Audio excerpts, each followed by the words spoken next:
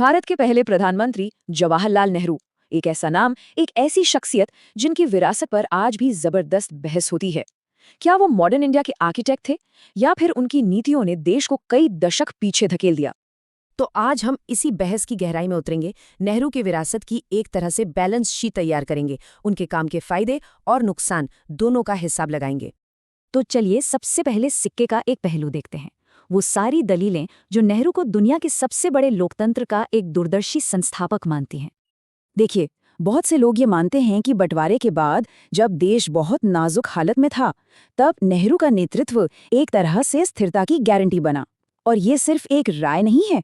जरा उस दौर को देखिए जब कई नए नए आजाद देश तानाशाही की तरफ जा रहे थे। तो नेहरू ने किया क्या?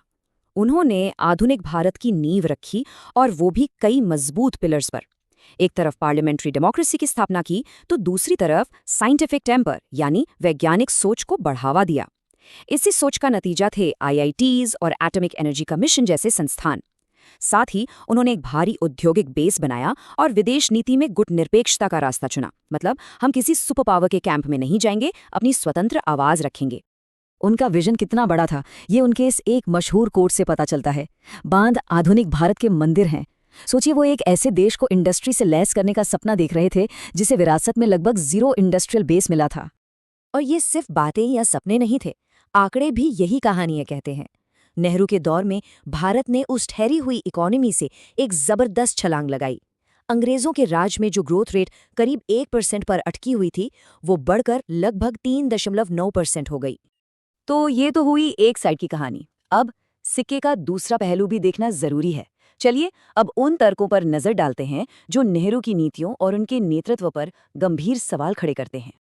और जो लोग नेहरू की आलोचना करते हैं, उनका सबसे बड़ा पॉइंट है इकोनॉमी। उनका मानना है कि नेहरू के सोशलिस्ट मॉडल ने, जिसे लाइसेंस राज भी कहा गया, उसने प्राइवेट इंडस्ट्री का गला घोट दिया। मतलब हर छोटे बड़े काम के लिए सरकारी इजाजत चाहिए।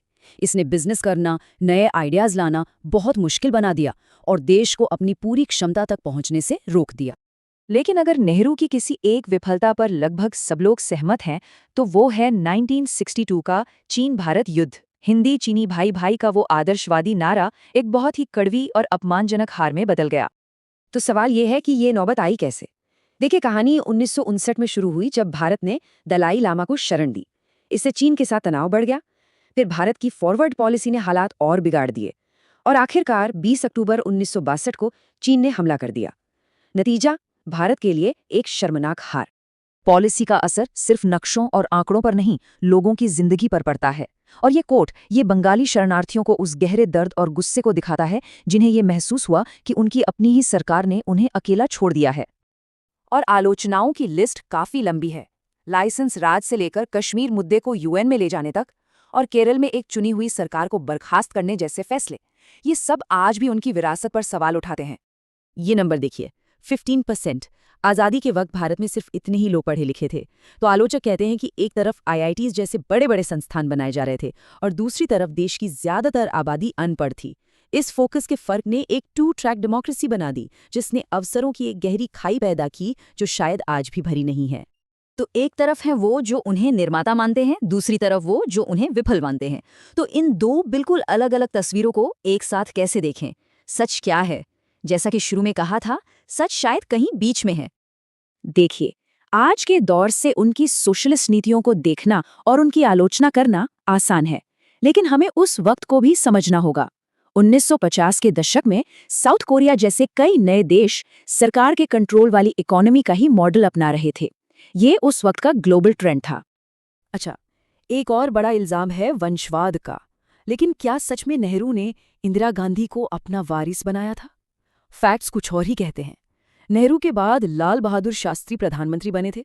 इंदिरा गांधी को तो शास्त्री जी की अचानक मौत के बाद कांग्रेस पार्टी के नेताओं ने चुना था। और चीन युद्ध की हार, क्या ये सिर्फ नेहरू की नादानी थी? अगर हम थोड़ा जूम आउट करके देखें तो पता चलता है कि माओ के इरादों को समझने में उस वक्त की सारी बड़ी बड़ी ताकतें, अमेरिका, सोवियत यूनियन, ब्रिटेन, सब फेल हो गए थे। तो इसे सिर्फ नेहरू की व्यक्तिगत नाकामी कहना शायद इतिहास के साथ पूरी तरह से न्याय नहीं होगा। तो इन तमाम विवादों, बहसों और विफलताओं के बावजूद ऐसा क्या है कि नेहरू की विरासत आज भी इतनी बड़ी और प्रभावशाली मानी जाती है? शायद उनकी सबसे बड़ी देन ये थी कि उन्होंने भारत को अंग्रेजों के राज की उस ठहरी हुई हालत से बाहर निकालकर एक ऐसी पटरी पर चढ़ा दिया जहां से पीछे लौटना नामुमकिन था। उन्होंने विकास की एक ऐसी गाड़ी शुरू की जो भले ही धीमी चली पर कभी रुकी नहीं। तो आखिर में हम उसी सवाल पर लौटते हैं, निर्माता या आदर्शवादी? भारत के पहले प्रधानमंत्री को इतिहास को कैसे याद रखना चाहिए? शायद वो दोनों थे। और उनकी विरासत इतनी जटिल है, इसीलिए तो वो आज भी इतनी प्रासंगिक है। इसका जवाब शायद इतिहास की किताबों में नहीं, बल्कि आज के भारत की कामयाबी और उसकी चुनौतियों में छिपा है।